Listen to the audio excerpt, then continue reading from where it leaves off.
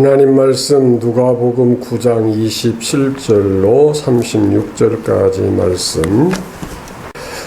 말씀의 제목을 그의 말을 들으라 이렇게 정했습니다. 사람의 제일 큰 관심사는 무엇일까요? 천국이 어떻게 생겼을까? 그런 것이 인간의 관심사 아니겠어요? 그런데 제자들이 예수님께 천국이 과연 어떻게 생겼을까? 천국에서는 누가 큰 자입니까? 누가 제일 큽니까? 뭐 여러 가지 관심사가 많이 있을 수 있는데 미리 아시는 주님께서 너희 중에 죽기 전에 하나님의 나라가 영광 중에 임할 것을 볼 자들도 있다. 이렇게 말씀을 하셨습니다. 그런데 천국을 보여주신다고 말씀하시고 제자들을 어디로 데리고 갔어요? 산으로 데리고 갔는데 뭐하러 가셨어요? 소풍 가셨나요? 기도하러 가셨습니다. 그러면은 천국을 보여주시려고 하면서 산으로 데리고 가셨다. 기도하러 가셨다. 거기는 좀 의미가 있습니다. 산이라고 하는 것은 이 세속적인 것을 떠난 그 어떤 성결한 별도의 세계의 이런 의미도 있고, 또 기도하러 가셨지 소풍 즉 놀러 가신 건 아니다. 그런 의미가 있는데, 기도는 뭡니까? 하나님과의 대화고 하나님을 만나는 시간이고 하나님께로부터 은혜를 받는 과정이 기도인데, 천국을 보여주기 위해서는 세속을 떠나서 성결한 삶을 살고 늘 하나님과 교통하는 영적 생활을 해야 그 천국을 볼 수 있다. 그런 의미로도 생각할 수 있겠습니다. 이제 거기는 그만큼만 설명을 드리고, 그런데 천국의 모습이 어떻게 나타나요? 예수님과 엘리야와 모세. 그런데 이분들의 얼굴이 해같이 빛나고 그 옷이 광채가, 세상에서 빨래하는 사람이 아무리 옷을 깨끗하게 세탁을 한다고 해도 그렇게 깨끗하게 할 수 없고 그 옷에서 광채가 나고 얼굴에서 광채가 난다. 이런 표현이 있지요. 천국의 모습인데, 천국의 모습, 이 얼굴은 그 사람의 인격을 의미하는 거예요. 그분의 인격, 그 속성, 그리고 또 그 옷도 그분의 신분을 나타내 주는 것입니다. 군복을 입었으면 누구요? 군인이지요. 예. 작업복을 입었으면 노동자입니다.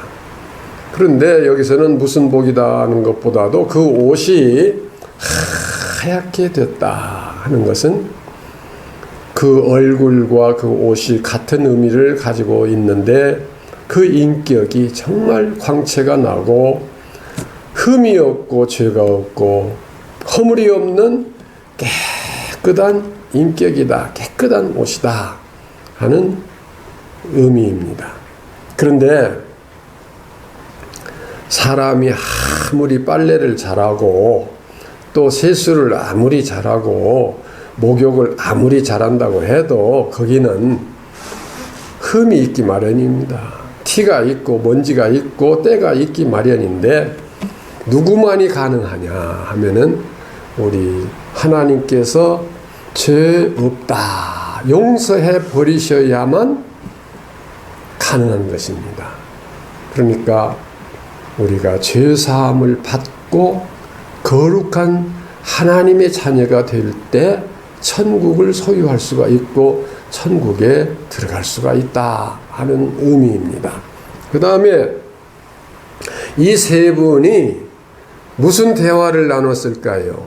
제가 이 대화에 대해서 우리 현실 인간적으로 한번 이렇게 표현을 해볼게요. 그전에도 표현한 적이 있습니다마는, 오랜만에 만난 분들이 만나시면 그동안 어떻게 지내셨습니까? 몸은 건강하십니까? 뭐 아무개는 어떻습니까? 서로 안부를 물으면서 인사를 나눌 수 있지요.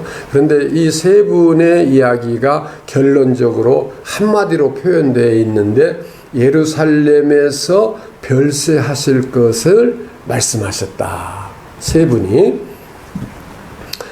그럼 예루살렘에서 예수님께서 별세하실 것은 십자가의 죽으심인데 그것을 이제 달리 조금 더 표현을 해보면은 엘리야가 이렇게 얘기하지 않았을까요?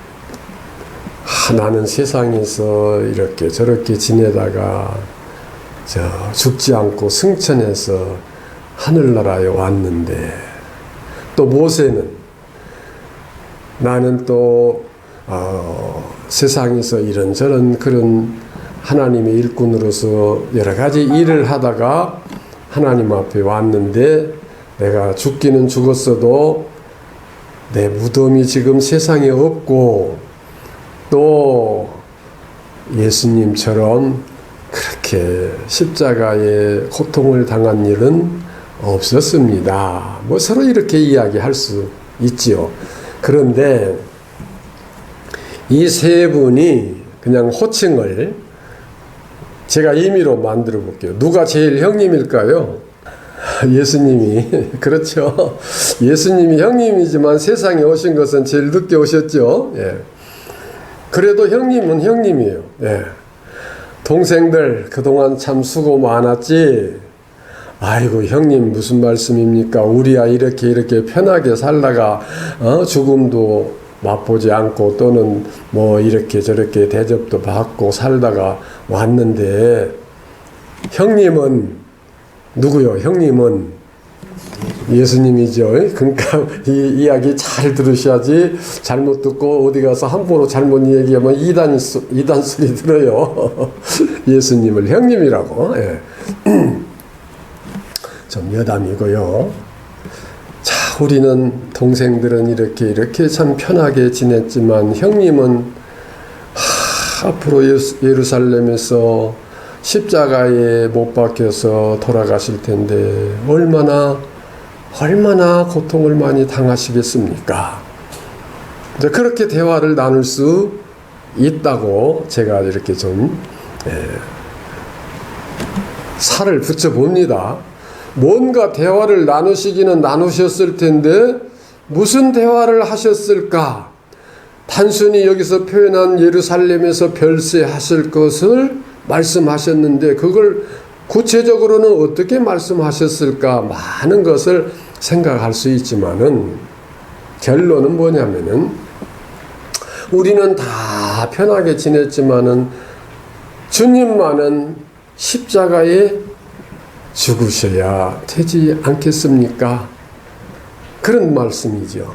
그런데 지금 되어지는 대화 내용이나 그 모습이 다 지금 무엇을 보여주기 위한 거예요? 천국을 보여주기 위해서 보여주시는 그 형상, 변화된 모습, 이렇게 표현할 수 있습니다.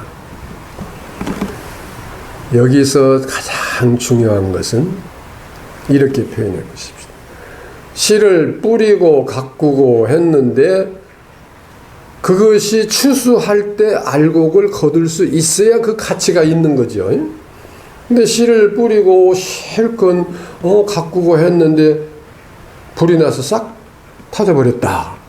홍수가 나서 싹 쓸어버렸다. 그러면 안 되잖아요. 그러면은 모세는 하나님의 말씀을 받은 자예요. 시내산에서 십계명을 중심으로 해서 모든 율법을 받고 그것을 기록한 말씀을 받은 자고, 엘리야는 선지자니까 선지자는 예언하고 말씀을 가르치고 그러는데 그 예언이라고 하는 것도 모두 이 말씀에 근거해서 예언을 하는 것입니다. 말씀에 이렇게 했는데 너희들이 이렇게 순종하지 아니하면 큰 환난을 당한다.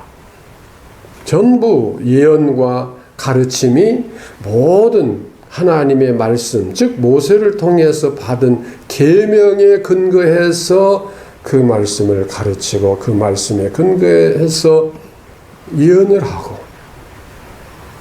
그러나 그것으로서 지금 천국은 이루어지지 않는데 그 모든 것을 다 이루신 분이 예수님이시거든요. 그러니까 십자가상에서 주님께서 하신 말씀, 십자가상 7원이 있지만 그 중에 한 말씀 뭐예요? 다 이루었다.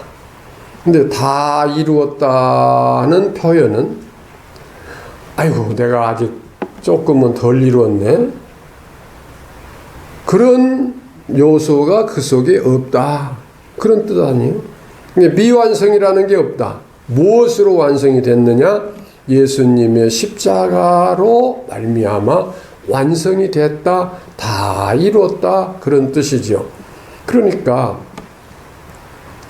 천국은 말씀을 받고 그 말씀을 묵상하고 그 말씀을 전하고 가르치고 예수를 믿고 이런 과정, 믿음을 통해서 우리가 얻게 되는데, 마지막은 예수 그리스도의 십자가 공로로 구원을 받게 되고, 또한 그것은 우리도 그 길을 따라가고, 그 길을 따라간다고 하는 것은 예수님께서 지신 그 십자가를 나도 지고 따라가는 그 희생과 헌신과 봉사의 믿음을 통해서 천국이 이루어진다. 그게 천국이다. 이런 의미를 이 말씀 속에서 가지고 있습니다.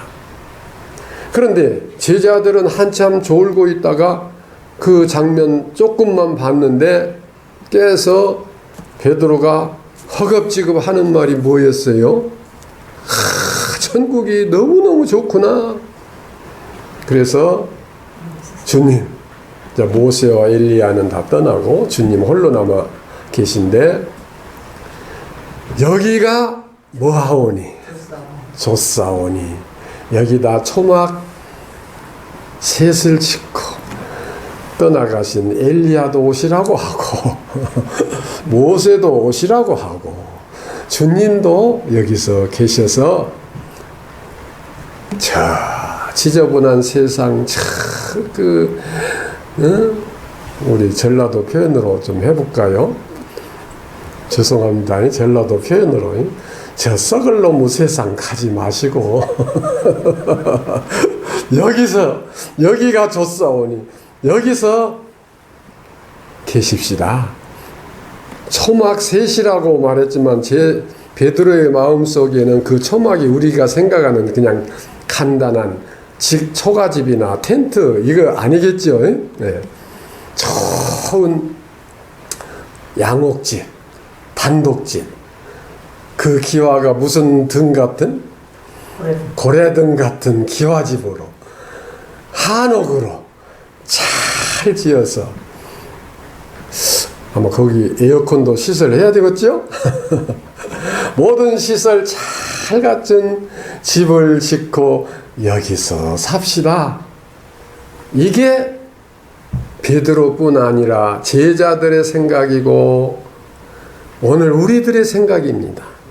그 말씀의 뜻은 오늘 우리들이 추구하는 천국은 잘 먹고 잘 입고 좋은 환경에서 편히 잘 살자, 그런 의식이 우리 속에 있어요. 아이고 오늘 우리 집 생활은 천국이야, 요즘 우리 생활은 천국이야. 그것은 다 이제 빚도 다 갚고 양식도 넉넉하고 돈도 넉넉하고 건강하고 모든 일들이 잘 되고 늘 기분 좋게 이렇게 잘 산다, 그런 의미를 포함하고 있습니다. 그런데 지금 이 성경에서 보여주신 천국은 결론은 무엇으로 이루어져요? 예수님의 십자가로 이루어지는 거예요. 그런데 제자들은 그걸 잘 모르고 그냥 초막셋을 짓자느니 뭐 양옥집으로 짓자느니 뭐 에어컨도 최신식으로 갖다 하자느니 그런 식의 초막셋을 생각합니다. 그런데 구름 속에서 하나님의 음성이 들려오지요. 너희는 저의 말을 들으라. 그의 말을 들으라. 누구의 말이요? 예수님의 말씀을 들으라 이거예요. 너희들의 생각, 너희들의 지혜, 너희들의 지식, 너희들이 경험한 것, 너희들이 추구하는 것, 너희들의 희망사항, 그러한 것이 천국이 아니다. 본래 목적이 천국을 보여주기 위한 것이 목적이었기 때문에 그런 의미를 갖는 것입니다. 천국이란 그런 것이 아니다. 그의 말을 들으라. 그의 말을 한마디로 표현하면 뭐예요? 산 밑으로 내려가자. 그리고 우리는 죽으러 가자. 십자가에 죽자. 내가 먼저 죽을 테니까 너희들도 후에 다 따라오라. 다 죽으라. 그래서 베드로는 어떻게 죽었어요? 십자가에?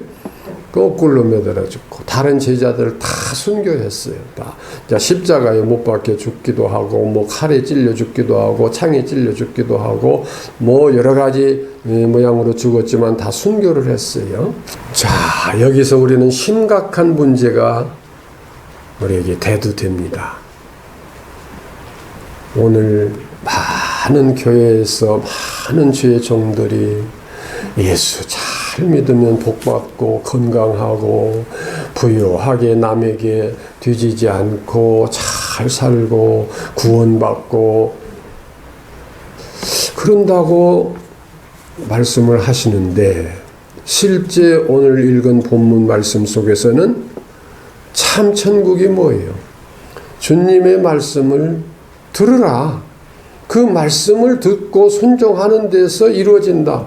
그런데 주님의 말씀을 구체적으로 이제 우리가 성경에서 보면은 너희가 친구를 위하여 무엇을 버리면 목숨을 버리라 이거예요. 우리가 가장 소중히 여기는 것이 목숨 아닙니까?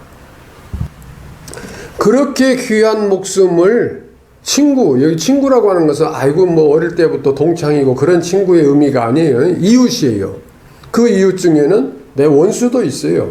그 이웃 중에는 전혀 내가 알지 못하는 다른 민족도 있어요. 그의 말을 들으라. 그의 말씀의 핵심이 뭐예요? 너희는 온 천하에 나가서 복음을 전하라. 근데 복음을 전하는데 주님 말씀에 근거해서 보면은 예수 믿고 구원받읍시다. 그런 말을 전하라는 것이 아니라 친구를 위해서 목숨을 버리는 그런 선교를 하라. 그런 말씀이고 거기에 천국이 이루어진다. 그런 의미를 담고 있습니다. 이는 내 사랑하는 아들이여 내 기뻐하는 자니 너희는 그의 말을 들으라. 주님의 말씀을 듣고 주님의 말씀을 따라서 내 생명을 제물로 드리는, 친구를 위하여 목숨을 드리는, 사마리아 땅끝까지 이르러 내 복음을 전하는 그런 삶이 되어야 한다. 그것이 천국이다. 이 말씀이거든요. 그런데 덕스럽지 않는 표현이고 또 누구 특정인을 향한 이야기가 아니고 이해를 하면서 잘 우리가 생각해 봅시다. 복음을 전한다고, 선교한다고, 목회한다고, 전도인으로서의 삶을 산다고 하면서 십자가는 회피하고 오히려 그것을 통해서 다른 표현으로 싹군 역할을 하는 사람도 없잖아 있죠. 우리는 싹군이 되어서는 안 되죠. 진실하게 하나님의 말씀대로 정말 이 생명을 제물로 드릴 수 있는 그런 자세, 내가 나이가 많아 죽든지 어떤 질병으로 인해서 죽든지 다른 사람들이 이구동성으로 말할 때 그 사람은 정말로 그 생애를 온전히 주님께 바쳤다. 제물로 드렸다. 그런 인정을 받을 수 있고 또 주님께서 또 하나님께서 그렇게 보실 수 있는 생애가 될 때 그게 십자가의 삶이지 꼭 나무틀을 만들어 놓고 가서 그냥 거기다 못 박고 그런 식의 쇼를 해야만 십자가가 아니거든요. 우리는 얼마를 살지 몰라요.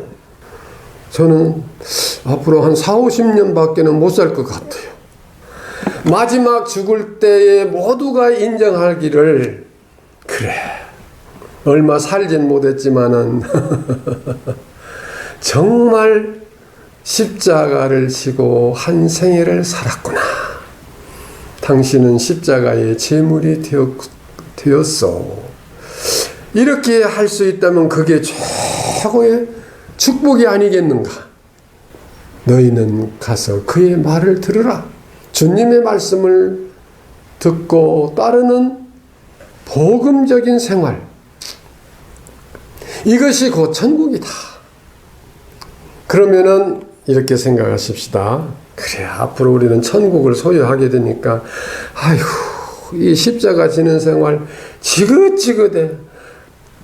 희생할수록 낮아질수록, 더 봉사할수록, 더 어려움을 당할수록 그 자체가 감사와 기쁨이어야 돼요. 왜? 이게 천국이거든요. 제가 그런 표현 많이 하잖아요.